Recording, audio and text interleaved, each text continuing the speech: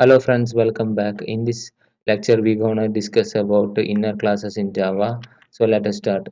So inner classes are those classes which are declared inside another classes. So in Java allows a class to be declared inside another class. So that classes are also called as nested classes in Java.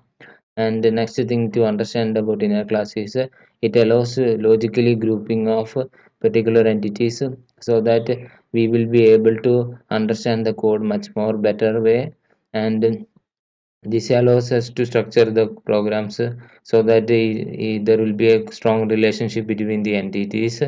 And next thing to mention about inner class is that they can access even private members of the outer class. So if we declare an nested or inner class inside another class, then that member will be able to access the other private members as well as public and other default members also it will be able to access. Next thing which you need to understand is it will allow code uh, reduces the amount of code, so we don't need to declare multiple classes. If you have this inner class concept, we can declare all the classes in the same unit. And next we will discuss about types of inner classes. So there are mainly two types of inner classes, static and non-static. So we'll first discuss about non-static inner classes. The non-static inner classes are classified into three types. They are, first one is member inner class. So the member inner class means if you declare a class out inside a class, another class, and with outside of any methods in the class structure, then that class will be called as a member inner class. And next type of my inner class is anonymous inner class. So anonymous inner classes are created when we create an object. At the time of creation of object, you can in the after the new operator, you can declare the particular anonymous inner class. So the syntax will be explained on the practical example. So this can be used, anonymous inner class can be used to extend a class or implement an interface. So all this thing can be done using the anonymous inner class. And next thing is local inner class. So local inner classes are those classes which are declared within a method of a class. So we can declare classes inside a method, that is called as local inner classes. Next one to explain is the non-static inner classes. Static inner classes. So static inner classes are declared with the keyword static, and they are declared within the scope of a particular another class. So that's it about the theoretical aspects of inner classes. And now let us see some practical programs based on it.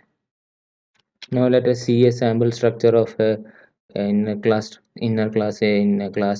So you can see here the outer class is the car class. So the car class will have objects, and it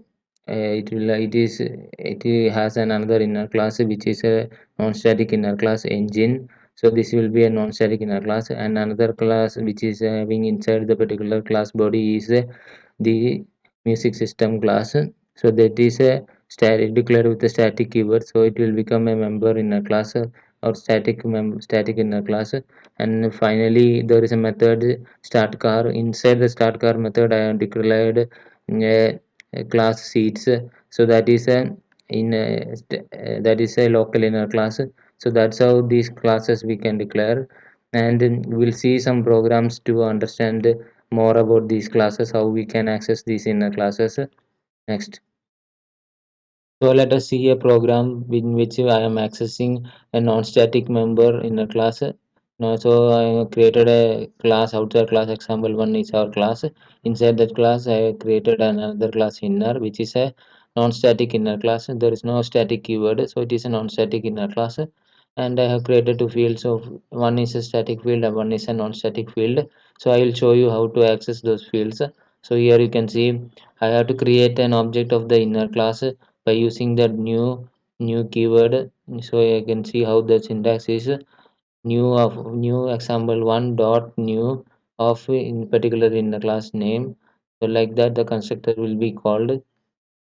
And for static member I can directly use the class name directly to call the particular static members of the inner class. So that's how these values we can access. Now let us see the output of this program. So here you can see both the values are getting printed. So we are able to access the non-static and static members of the inner class. So that's how the non-static inner class will work. Now let us see another program. Now let us see a program on static inner classes or member inner class in Java. So here I declared in outside class is example 2. In the inside the class I have declared a member inner class which is inner. So the inner is a class name, and in that inner class I have created a static and non-static members. And finally in the main method, let us see the main method. So in the main method I am directly able to create the object of the inner class. So we can create static inner class can be accessed directly without any dot operator. We can directly access, and I can able to create the new object. So in the non-static we see now we have to use the other class and dot, like that we have to use. Here we can directly use it, and we can access the static members in the static way by using the class name, and we can access the non-static members like by creating object and then calling the particular value. Now let us see the output of this program. So here you can see both the values are getting printed. So that is our output. So in this program we are seeing about member inner classes. Now let us discuss another program. Now let us see a program based on local inner classes in Java. So here you can see in the program I have a class. Inside that I have declared another class, and I have a method to print the message. So in this print message I have the particular inner class static, the local inner class which is declared inside it. So here you can see, so inner is a class name and fields are static field I and non-static field J, and like that. And you can see inside the method I am creating the object of the particular class, and I am accessing the members. So you cannot access it outside the class. Outside the particular scope of the method you cannot access the particular class, so we have to access it in within that method. So I am accessing like this. So I'm printing out the values, and in the main method I will call the particular method after creating the object of the example 3. So that's how this example will work. Now let us see the output of this program. So here you can see both the values are getting printed. So that's why how we will access the local inner class. Now let us see a program based on anonymous inner classes. Now let us see a program based on anonymous inner classes. So before anonymous inner class, I will have an abstract class. For that, I will create an anonymous inner class. So this is abstract class, and this is a shape abstract class with a single method, abstract method, a void draw. So let us see the main method of this program. So here you can see the main method.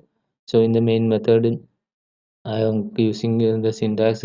You can see here is the syntax for creating the anonymous inner class. You have to use the constructor followed by the brackets, braces. We have to provide the definition of the particular class. Here you can see. So I will be able to create the particular anonymous inner class like this, and you can see. And after creating the reference object, I am calling the draw method. Here I am printing the circle drawn message inside the particular draw method. So let us see the output of this program.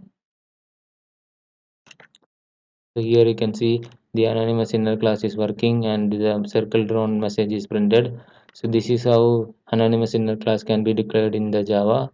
And in this lecture, we are gone through the different types of inner classes, static inner classes, non-static inner classes, local inner classes, and finally discussed about anonymous inner classes. So these inner classes allows us to our program structure to our code. We can use multiple classes in the same compilation unit so that the code readability will be increased. So thank you for watching this lecture. I will come back with another lecture.